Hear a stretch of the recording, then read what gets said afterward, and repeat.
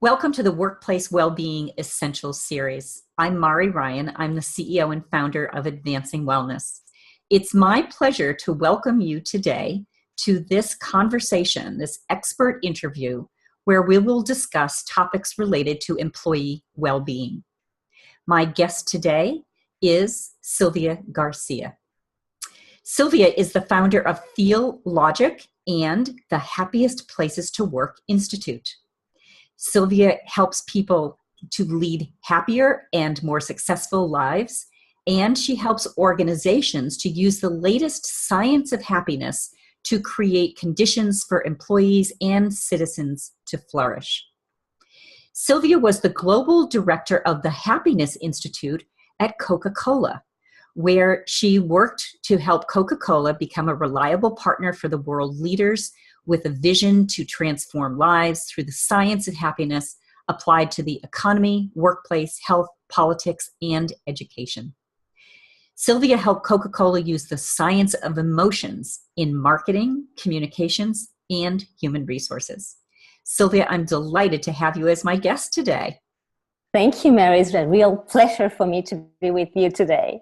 Great, thanks. So, happiness is such an interesting topic when we think about it in the context of work life and organizational life. So why don't we start by having you at least define for our audience happiness, so we level set about what it is and what does it mean to be happy at work? What a great question to start. It's a huge question. But what we can really say is that for many people, happiness is something that seems deceiving because their conception of happiness is wrong. If you think about happiness as permanent joy, as a fulfillment all the time, it's unattainable and it's deceiving. And by the way, research proves that that is not happiness, the pursuit of constant joy and positive experiences. So what research tells us that true happiness is something very close to striving to realize all your potential as a human being for a greater purpose than yourself. That gathers many of the components of a happy life: a purpose, a sense of agency, a sense of self-value, connections with others, and so on. So that would be a good definition. Well, it's so interesting to hear that the purpose aspect of it. Purpose is at the core of well-being. You know, it's one of the 5 dimensions that we talk about, and research from organizations like Gallup talks about purpose. Mm-hmm. So it makes really good sense that purpose would be at the core of the elements for happiness as well.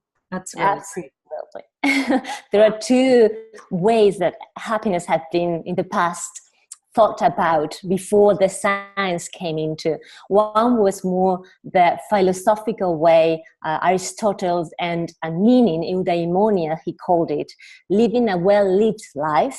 Mm-hmm. And the other one was about pursuing satisfaction and positive emotions. We now know, thanks to all the research, that it's about both. You know, you need the satisfaction and the emotion, but it's more about the purpose and the meaning in life than the rest. Excellent. So I'm just curious, when we think about happiness, how much of happiness is about the individual, so me as the person, and not so much about the circumstances that I'm in? So, think about, if I'm in a job and I have a boss that I really don't like, or I've got a long commute, or the work that I do is boring and repetitive, or those kinds of things. How much do we weigh the individual approach as opposed to the circumstantial approach? Yes, it's a great question and very interesting to know what the research tells about it. So the question is more or less that is about nature or nurture. Is something that, it comes with us in our genes, and despite a bad boss, despite this or that, we're always happy? Or is it about the circumstances, or is it about something else that we can do? To answer this question, I think the best is that we go back to the research, the first research that tried to find the answer to your question, which was done in Minnesota. It was called the Minnesota Twin Study. And the researchers, Blanchard and others, decided to follow and research on twins that had identical twins that had 100% the same genetic makeup. Those twins they found were twins very specific. They had been separated at 3 weeks of age and given in adoption to different families. So despite having 100% the same makeup, genetic makeup, the circumstances and their lives and the nurture, the way they have been brought up, were completely different.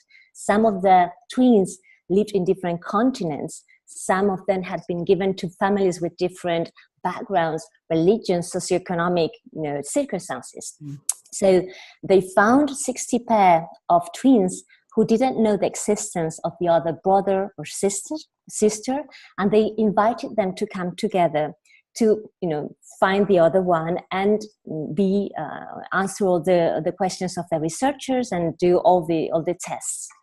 They had taken the average happiness and the average results, and they had concluded that the average twin couple had the same happiness. But when they looked into those that were not average, they realized that there were twins that, despite having 100% same DNA, had very different results in happiness. So there was something that was not genetic there. Now, thanks to all the other research and the other specialities that have been researching, and there's a woman called Sonja Lubomirsky who specializes on these, we can now say that 50% of happiness is on your genes. 10% only depends on the circumstances. So all these things we give a lot of importance will only account for 10% of our happiness. Now, looking back, when something good or bad happened at that moment, it takes a lot of importance. But when the time passes, whether it's good or bad, you tend to go to your normal level of happiness. So it only accounts for 10%. And then 40% is really up to us. It's 40% that we can really decide, work for, and once we know what makes us happy, true happiness, as we said at the beginning, not joy, not happy-go-lucky thing, is really about meaning, striving for our self-realization, pursuing something greater than ourselves, etc. When we know those things, there's 40% that depends on them.